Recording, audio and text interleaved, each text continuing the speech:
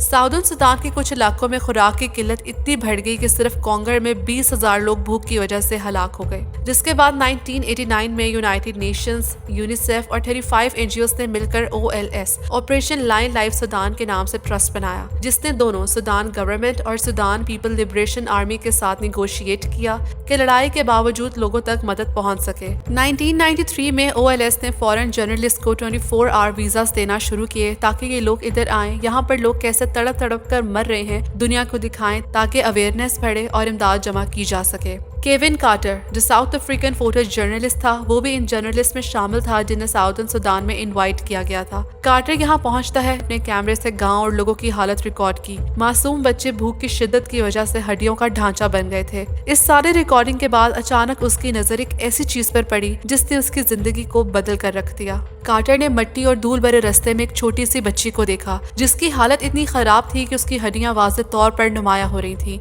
भूख और प्यास की शिद्दत इतनी ज्यादा थी कि इस बच्ची में चलने की हिम्मत ही नहीं थी। वो चलते चलते लड़खड़ा गई और फिर रेंगते हुए आगे बढ़ने लगी।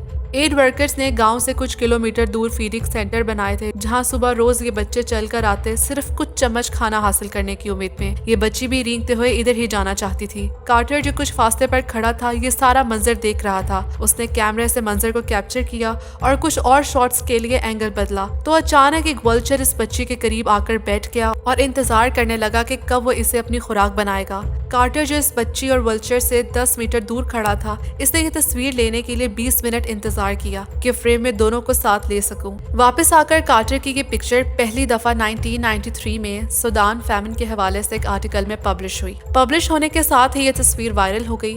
ये तस्वीर ना सिर्फ वायरल हुई बल्कि 1994 में इस तस्वीर ने पुलित्जर प्राइज जीता, जो जर्नलिज्म में सबसे बड़ा अवार्ड है। लेकिन जहां केविन कार्टर को एप्रिसिएशन मिली, वहां कई लोगों ने सवाल उठाए कि आखिर इस बच्ची का क्या बना। इस तस्वीर को फोटोग्राफ करने वाले कार्टर के मुताबिक उसने पिक्चर लेने के बाद वल्चर को भगा दिया था, लेकिन ये क्लियर नहीं है कि ये बच्ची फीडिंग सेंटर तक पहुंच पाई थी या नहीं। लेकिन इसके बाद भी कार्टर को काफी तनकीद का सामना करना पड़ा। सिर्फ चंद महीने बाद जब कार्टर की तस्वीर ने प्राइज जीता था, ये खबर आती है कि कार्टर ने खुदकुशी कर ली है और वो मर चुके हैं। कार्टर बहुत से इमोशनल, मेंटल और फाइनेंशियल प्रॉब्लम से गुजर रहे थे, इसलिए मर जाना चाहते थे। कार्टर की मौत के बाद बहुत सी चीजें सामने आई कि कार्टर ने सिर्फ तस्वीर फेमस होने के लिए नहीं ली थी, बल्कि वो इसे कैप्चर करने के बाद इंतहाई दुखी थे।